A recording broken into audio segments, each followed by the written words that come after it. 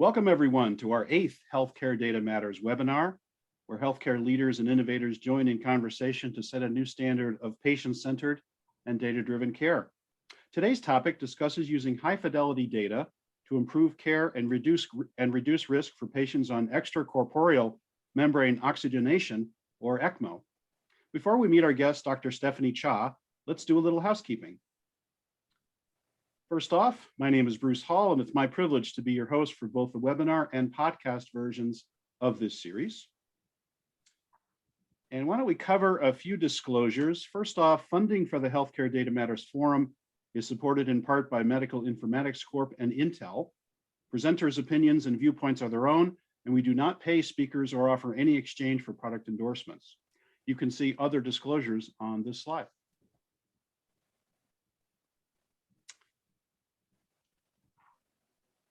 Now it's my pleasure to introduce our guest today, Dr. Stephanie Cha. Dr. Cha is Assistant Professor of Anesthesiology and Critical Care Medicine in the divisions of Cardiothoracic Anesthesiology and Critical Care at Johns Hopkins University School of Medicine. How are you doing today, Dr. Cha? I'm great. Thank you so much for having me here today. Well, welcome and great to have you with us. And we're really looking forward to learning about ECMO and seeing the kind of data you're using to improve care for ECMO patients. Our format today, Dr. Cha, is first, I'll ask you some questions to give you the chance to present your work to our audience members. And during our talk, audience members will be muted, but they can type any questions they may have in the Q&A tab as shown on this slide. We encourage audience members to go ahead and type your questions in there. We'll address as many questions as we have time for at the end of our session. How does that sound? Sounds great. Okay, very good. Let's dive right in. First, Dr. Cha, can you tell us a little bit about ECMO? What is it? What kind of therapy is it? And why are patients put on ECMO? Sure. So ECMO, specifically veno-venous ECMO, is a type of therapy that treats really severe cases of respiratory failure. And in essence, we remove blood from a patient that is deoxygenated, and we run it through a machine in a circuit that then both provides the blood with oxygenation as well as removes carbon dioxide before returning it to the patient's bloodstream again. And there's a schematic here which will show just how it can be configured in the body. And essentially we need to be able to access some of the great vessels in order to do so. Here's a picture which shows us removing blood from one of the great vessels of the neck and then returning it that way, but there are other configurations that might utilize, vessels in the groin or other areas of the body as well.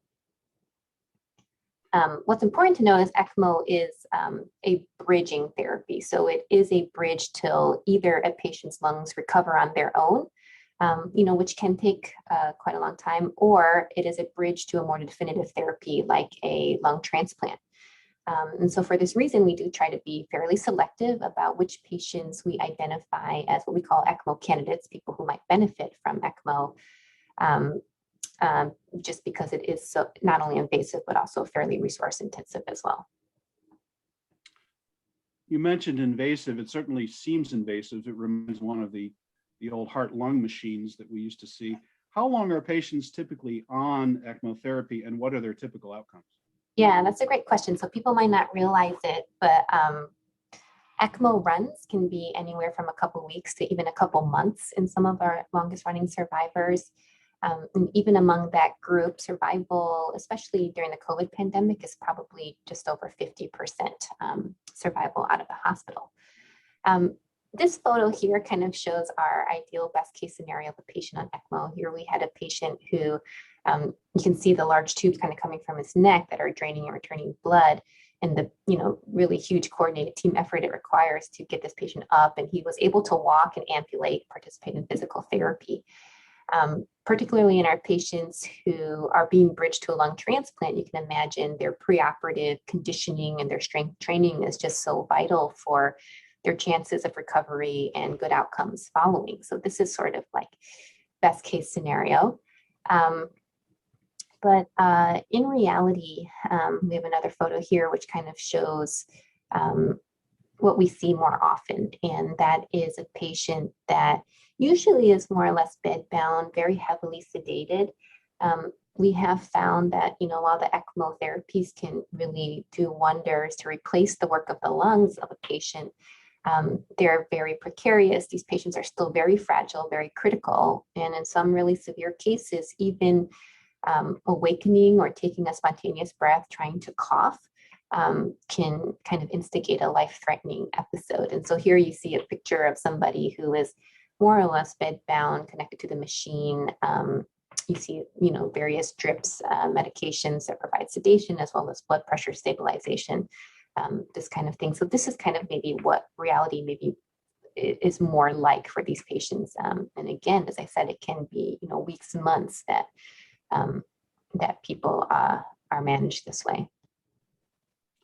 Well, your last photo was kind of amazing to me in that you can actually make ECMO portable. It seems so invasive that pretty impressive that you can take that whole show on the road. Yeah, it takes about like 10 people to follow the patient around, make sure everything is safe. Quite a crew. So you mentioned the pandemic, Dr. Cha, and you could imagine that there would be a lot more of this therapy during the pandemic. How did your numbers change in terms of ECMO patient counts, and what safety protocols did you have to follow? Yeah, during the COVID pandemic, we saw a lot more referrals for ECMO for cases of really severe respiratory failure, that, patients who are failing conventional ventilator strategies, failing some other rescue maneuvers that we know work, like turning them on their bellies, proning them, using special medications that they inhale. And so we, actually developed not only a special unit to house these patients who would be managed for ECMO due to COVID-mediated ARDS, but we came up with a safe bedside protocol for putting these people on ECMO.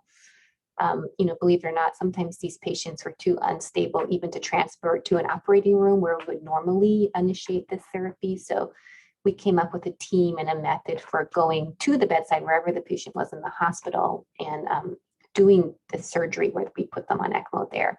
And these photos come from one of these ECMO initiations, or cannulations, we say. And it shows the team here. On the upper left, you see my surgical colleagues. Dr. Bush is on the leftmost side. He's actually our medical director our surgical director of our ECMO program. And then one of our fellows, Daniel Walker's in the middle, and I'm on the side there. So we have a couple surgeons. I am an anesthesiologist, intensivist, and I often help to guide the placement of these cannulas using a special type of echo equipment. And then you can see everyone in their personal protective gear. We have a perfusionist, usually a bedside nurse, who helps manage things. So it really is a huge team effort to keep these people safe, but also keep the providers safe during these initiations. Did you have another photo of some of the folks that were working there? I think we had a couple of photos there. Yeah. Eat up, ready to go. Yeah. Here we sort of are demonstrating some of the other adaptations we had to make during COVID. So normally when I round in the intensive care unit, we kind of round in a large group. There's residents, fellows, the bedside nurse, nutritionist, pharmacist, and it can be a very large group. And during the pandemic, we really had to be mindful, keep our own providers safe, and minimize sort of group congregation. And so we came up with another way to effectively communicate information about patients during rounds. And so what you see here is kind of the solution we came up with. So on the right-hand side is one of our physician assistants, Jen Bohannon. She was actually starting, I think, with us around that time. And she likes to joke that we sort of offered her up as tribune, because we would outfit her with this eyepiece camera and a microphone, and she would wear it under her personal protective gear. And then we would send her into these COVID isolation units where she would kind of be like an on-the-scene reporter, with our bedside nurse being our eyes and ears right at the bedside, while the rest of us could space in a separate room. And here you see on the other photo, we are Zooming from a separate location with them, doing rounds, sort of integrating the data of the day, coming up with a plan for the patient so that the nurse was, up to date with what our goals were. So this was a big change in how, in our sort of day-to-day management of these patients. Well, interesting how that camera just fits right up within her PPE. Yeah, in her eye area there. Took a little getting used to. There was a couple pilot trials where it kept falling down or getting lost within her PAPR hood until we found something that worked a little more effectively. Little trial and error. So yeah, exactly. We've certainly seen other folks, even on this series, talk about remote data monitoring. Yeah. And we've seen some pretty interesting solutions. Tell us about what you were monitoring remotely and what kind of data would you look at for ECMO patients to help determine appropriate interventions and when? Yeah, sure. So ideally, we wanted to be able to continuously view patient vital signs, everything that had to do with their hemodynamics, their respiratory data, what was happening with the ventilator. And we have an electronic health record, but one, it was hard to, run to the bedside and see the patient, especially when we had to don and doff all of our protective gear. You just couldn't be there instantly. And two, our electronic record, while it's great for documenting, it sort of only gave us sample data. So we really didn't have continuous feedback of what was happening. And so we have our patients outfitted with GE monitors, and that talked with this virtual data monitoring system, SickBay. And when I talked to the team at SickBay, they were just so wonderful. I said, I need a better way to sort of collate and view data. And they came up and they helped me build a template for taking care of these COVID patients. So I have sort of a customized template that looks at a trend over a few hours of all the vital signs, again, the ventilator data, the respiratory data, some of the lab samples from the blood. And that really helped me get a picture of what was not only happening instantaneously, but over hours, what the trends were looking like. So I could feel like from afar, again, because I couldn't just be there at the bedside all the time, that I had a good sense of what was happening with these patients. And this screenshot is kind of a zoomed in version of that template they came up with me. And it really highlights one of the most interesting relationships that, we knew to exist, but we didn't realize how individualized it was for each patient. And specifically what we're looking at here was the relationship between the patient's oxygenation measured by their pulse oximeter reading. So that's the signal in blue against their heart rate. And we saw they were almost mirror images of each other when we did a better job suppressing heart rate, so using medications that actually made a person's heart rate lower, we saw that their oxygenation improved. And so, even with the ECMO machine, patients still had some variability in what their oxygen levels were, but we could optimize that even further by suppressing their heart rate, such that for every patient, we could say, it looks like patient X needs a heart rate of the low 70s in order for their oxygenation to be safe today. And so I thought that was really fascinating. Interesting relationship there. Yeah. You had another slide. Oh yeah, and so this was kind of a case that showcased something a little bit different. So here it shows a little bit more of my template. We see the blood pressure from an arterial line up on the red top panel and the heart rate in the middle, and then here we see the oxygenation. And what happened here around the 6 to 7 o'clock mark is really interesting. There was a sudden decrease in the patient's oxygenation with everything else kind of looking stable. And what was interesting about this case was what happened was I had maybe left somewhere in the evening when the patient's oxygenation was normal. I came in around 7 and I saw on our electronic chart that the oxygenation was lower than when I had left.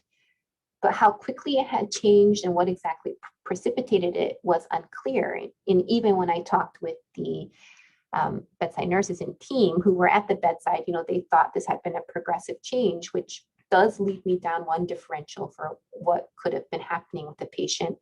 But when I reviewed the data, the truth is sort of here in front of your own eyes, like something happened between 6 and 7 that caused me to change. And then further questioning, you realize, oh, this is about the time that the nurses are getting their patient ready for the next day's shift. And, their nurse, being a really good nurse, was changing the dressings on the neck, including on the ECMO cannula. And even, I mentioned before, even small movements, awakening of patients can cause like life-threatening instability. Just turning the patient's head a little bit where this big cannula was sitting to change the dressing actually caused a change in the position of the cannula that was very precariously positioned within the heart. And we saw this sudden change. So actually that was very helpful. And I knew right away that what we needed to do was go to the bedside and just adjust the position of the cannula. So kind of saved us the trouble from troubleshooting things with the ECMO machine, things that might have to do with blood pressure or, heart rate control, we could kind of get right to the problem immediately. And so I thought this was really a way to review the data and get a history of what had happened that was maybe even more accurate than just asking people who were at the bedside the whole time. Well, what a revelation. So did that result in any change in procedure or any other way that? Yeah, it was a minor procedure. So we actually did at the bedside, what had happened was the cannula actually had sort of slid in. It became a little bit too deep in the patient's body, and where that blood was returning, that outflow position had changed as a result of it. So it just wasn't as efficiently returning blood to the body. So we actually just sort of tugged back and withdrew on the cannula and then resutured it down to secure it in that new position. Yeah. And this being sickbay, this is a browser interface, right? You can access this. Yep. From the exactly browser. Right. Yeah. So you ever collaborate with multiple people and look at the same data, together? Yeah, I want to do more of that. We actually were sort of looking at projects where you might, maybe even be able to kind of plot correlation coefficients for relationships with things like the heart rate and oxygenation. But yeah, I mean, I think this is sort of just the beginning on how we can take better, more individualized care of some of these patients here. Yeah. Wow, that's fantastic work. And here we see the show on the road again, up on the roof. Yeah, that's wonderful. Right. Wow, talk about brightening. You're in this hugely invasive therapy, and you get to go up on the roof and enjoy the sunshine. We had this was a really long stay patient who had maybe not been outside for months, and on a weekend when our hospital staff was a little bit low, just kind of took advantage of a perfect Sunday morning, took them up. This is actually the rooftop where our helipad is, where you have probably the best view of Baltimore, in my opinion. Just fantastic and amazing work you've done, Dr. Cha. Thank you so much for sharing it with us. Of course, thank you. We are running into the half hour, and just wanted to transition over to Raj Patel. I think we've had some questions come in on the chat. Raj is the VP of Research at MIC. He's going to manage the Q&A for us. We've got a number of questions. Raj, are you there? Hi, Bruce. Can you hear me? Yes, I can. Take it away. All right. Thank you, Dr. Cha, for such an interesting discussion on such a specific high acuity group of patients. There are a few questions coming in through the chat, and as with previous webinars, I will be going through them and asking them of you. Please, if you're in the audience, feel free to click the Q&A button and ask questions along the way, so we can get as much out of this webinar as we can. So first questions are coming in. Can you talk a little bit, you mentioned the heart rate and the SpO2. Can you mention other specific data points you're able to harness for these ECMO patients? Sure. So other important data, that we really like to know other than the vital signs is some of the ventilator data. So, these patients, when they are at sort of like the worst of their lung injury, their lungs are so stiff, they're so poorly compliant that we almost can't ventilate with any measurable volumes. And as the lungs improve, we see a consequent change. So the measured exhaled volumes that the ventilator is attempting to deliver will improve as the lung compliance improves too. So some of the other really important data for me are things like, what are the exhaled volumes and how does that correlate with the ventilator settings we have, how much pressure we're giving, if it's a sort of a pressure cycle ventilator setting, or how much volume are we targeting for delivery to, and whether that's getting easier. So those are some other really important data that we like to know as well. Got it. So cardiac and ventilator data. Are there any plans for future integration with the ECMO circuits with your remote monitoring software? Yeah, that would be fantastic. So we do have on some of our circuits a digital monitor that measures some direct variables and some indirect variables. And some of the really interesting ones are things like the return saturation of blood coming back to the machine. And then we have some calculated variables like the estimator calculated hemoglobin and the oxygen delivery, actually based on the other variables, and they're all continuous, and they're really helpful for us to know, especially when there's a problem, what might be going on. The ECMO machine itself runs at a certain flow that we set per speed, so knowing the flows is really helpful. But yeah, it would just augment my existing template so much if I could overlay the data of what the ECMO parameters were, so specifically like the speeds and the flows, as well as some of those continuous variables like the oxygen delivery or the mixed venous return set.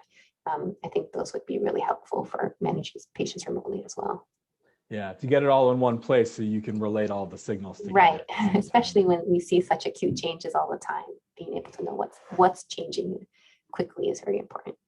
For sure. You showed a picture of one of your colleagues suited up, with the camera and everything. Is one of the future projects maybe to provide remote support via audio-visual connections to your bedside teams? Anything like that in the works? Yeah, so it's actually really interesting. I thought our AV equipment was pretty good, but there were some things that could be better. I mean, we always found like the microphone was usually the most variable piece, being able to hear the nurses and the provider who went into the bedside. And some units, didn't have the benefit of an eyepiece camera that could sort of track with the provider. Instead, we sort of had maybe like an iPad, which we'd have to be more mindful to have all the things we wanted in view to be in view.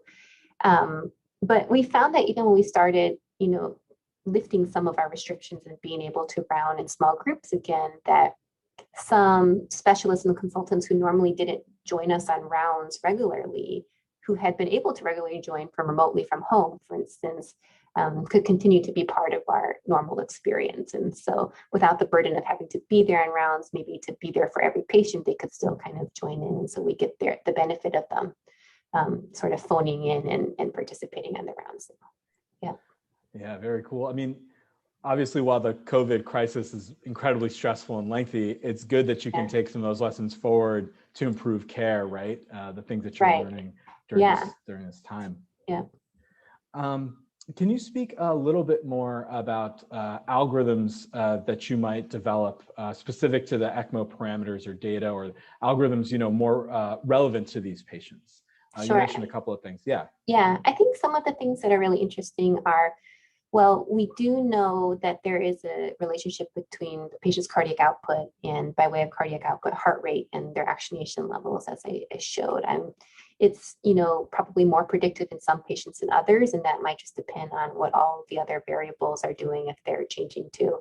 But I think, finding individualized ranges for patients who are more or less at steady state is really fascinating, coming up with smarter ways to do that, maybe, instantaneously, so we know we have these individualized targets.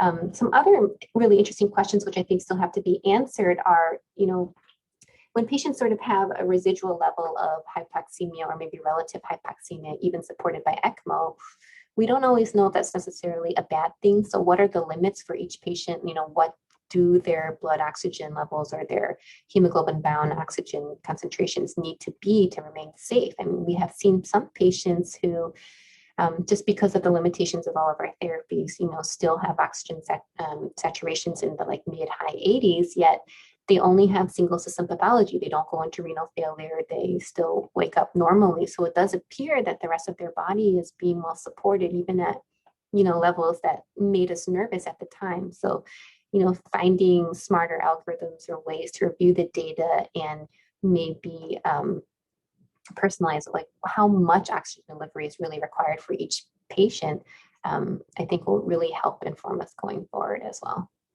That makes a lot of sense. I'm not clinical, but I've been taking my temperature rather often, right, to make sure. And I've been finding that my body temperature is not 98.6, right? And that kind of personalization, right? Like I'd want to see my clinicians have that, have that knowledge, like have that data to make those insights. Yeah. Zooming out a little bit, if you don't mind, what inspired you to specialize caring for such a high acuity group of patients? Yeah. I mean, I think my parents like to say it's my short attention span. I can only deal with high acuity, but I really always loved critical care, just because I felt that, you were dealing with such constantly changing physiology, and having a really good grasp on how the different body systems work together to help problem solve in a short amount of time was just so fascinating to me. And I can say, caring for this patient population during the cohort, or during the pandemic, was interesting to me because, I think we've just never had an opportunity to learn all together a whole new disease process. Together we sort of learned and made up new protocols for what is best practice, what we should consider. It was not known what works and what doesn't. And so going forward, and maybe some of the sickest of the sick of these patients, was just a very humbling experience, and really grateful to be part of it. And I think that's one of the reasons many of my colleagues and I continue to be motivated to care for these people. Yeah. And over the last few months, have you seen an increased number of ECMO patients, or has it slowed down with the pandemic a little bit? Are you still seeing these kinds of sickest of the sick? Yeah, it has ebbed and flowed. We have seen a pretty consistent number in our unit in terms of how many patients we are caring for on ECMO throughout this, even currently. And I think one of the reasons is that while there are still new cases and there are still patients that we're learning more about who are just more at risk for developing very severe illness, but also keep in mind that these patients are on these ECMO therapy for months. So once they're here with us for a really long time. And so that is, and there have been times when our hospital capacity has been really stretched. We have said we can only take a maximum of this many ECMO patients, or we have had to maybe turn down some patients because we were, at capacity. We really didn't have the resources to take anymore, which has been really a difficult decision to make in those cases. Yeah. Well, I'm glad that you and your team are making those decisions and taking care of people. I think we're approaching the end of the hour. So if there are no more questions, I'd like to turn it back over to Bruce. Bruce? Sure. Thank you, Raj. It's just fascinating to listen to your stories, Dr. Cha, and can't thank you enough for sharing all this great information with us today. Oh, absolutely. Thank you so much for having me. I really, really appreciate it. It was so fun. It was great. To the folks in the audience, a replay of this webinar will be available on healthcaredatamatters.com, and a podcast version is also going to be available on our podcast channel at the same website. While on the site, you can also check out our previous webinars and join the conversation on our associated media channels. As we close, if everybody could please do this, we'd really appreciate it. You'll see a short 5-question survey pop up. We'd really appreciate it if you'd stay, only take you 1 more minute, complete it, as it really helps us to continually improve the content of these sessions and give us ideas for other topics you might be interested in. We'll also be in touch with information on our next Healthcare Data Matters webinar. We're having these about once a month, so stay tuned. We'll have another one coming up. And thanks again for joining us today, everyone, and to you again, Dr. Cha. Here at Healthcare Data Matters, we are grateful to have the opportunity to advance a new standard of patient-centered and data-driven care. Take care, everyone. Have a good afternoon.